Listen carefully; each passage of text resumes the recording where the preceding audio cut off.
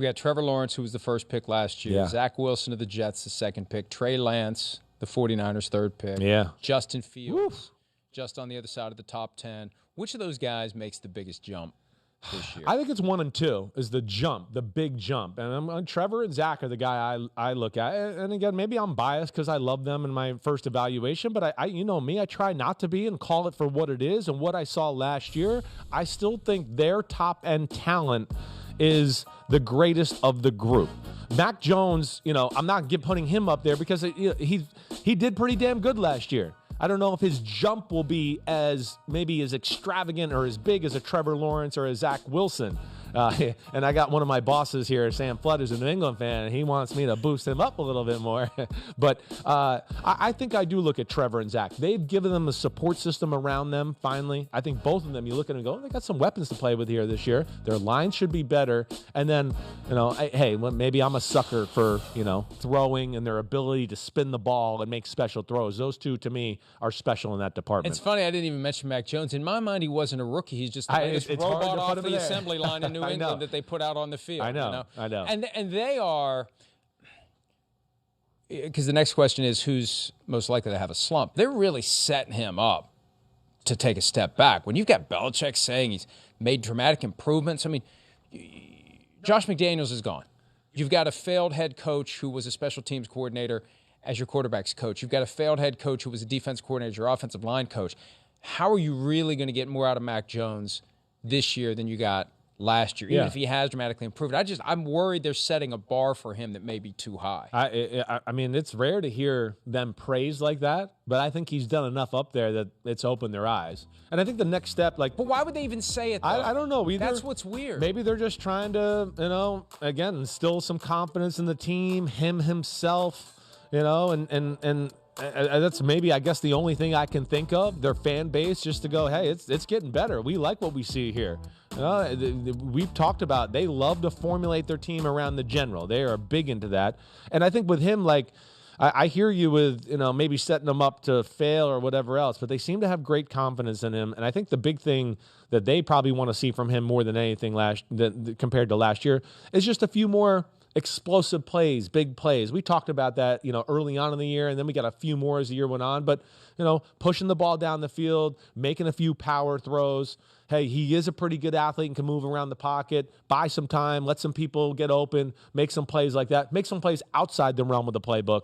I think that's what they're kind of excited about, too. One of the realities, too, you have a quarterback who's a natural leader in everything that he says and does, or you have to play a role in it as the coach, and you have to make sure everybody else understands this is our guy. Yeah. And I don't know that Mac Jones is yet at the point where he walks through the door and he's Peyton Manning and Tom Brady, and I think they're trying to maybe speak it into existence. That's what I mean. I think exactly right. I think that's what they're trying to do. And it just being in New England, being around Josh McDaniels, man, did they always, you know, pump that thought.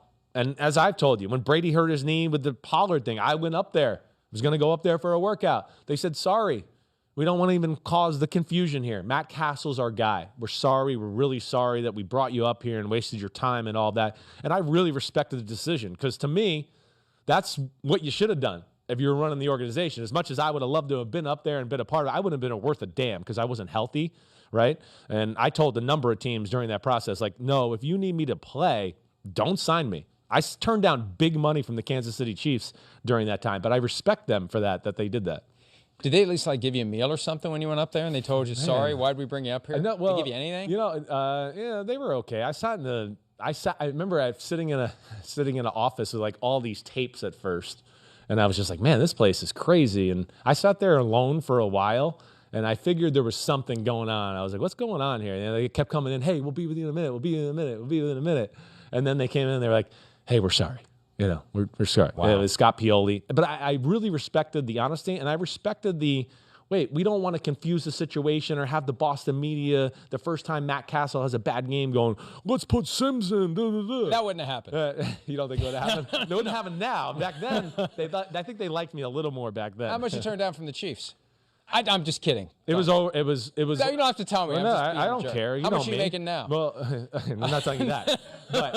But it was around $1.5 million. Wow. But I I had promised. What did Phil say about that? Well, he knew I wasn't ready. There was a few teams I had told throughout that process. You know, they knew they were going to be released. I had some teams interested in me and trading for me, and I kind of got the word to them like, you don't want to trade for me. You're going to make me a backup or a third stringer. That's great, but I need a little bit more time to get healthy here before you want me to like be dependent to help your football team. And yeah, that was tough, but I didn't want to have that on my conscience. And that's why I went to Tennessee ultimately, because I knew I was going to have to play, and they understood where I was at, and they were going to let me kind of work behind the scenes and get back to, you know, as close as I could to healthy. You mentioned time. We are quickly running out of time. And the question that we'll address when we return is whether it's time to be seriously concerned about Matthew Stafford's elbow. We'll discuss that next on this Thursday edition of PFT Live.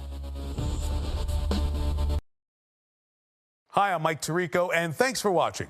Make sure to hit subscribe for the latest news and highlights from NBC Sports.